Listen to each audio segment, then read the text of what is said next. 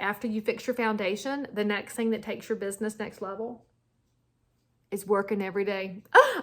Real estate's not a hobby. Too many people treat this like a side hustle or a side gig. No. It's not like Uber where you turn it on and turn it off when you want to work. If you want this to really be your professional life and an endeavor that matters to the people you serve, treat it like a real job. Get up, get dressed, put your face on. Start work at 8, 8:30, 9 o'clock like a regular working person. And then do the work all day. Don't turn on your social media and let your life get sucked out of your hands. Start paying attention to your outbound phone calls. Start paying attention to the daily activities that you have. And then when 5:30 or 6 o'clock come, it's all right to turn it off and eat supper. And maybe you want to work again later that night, and maybe you don't. But if you will treat real estate like a real job, the rewards are huge.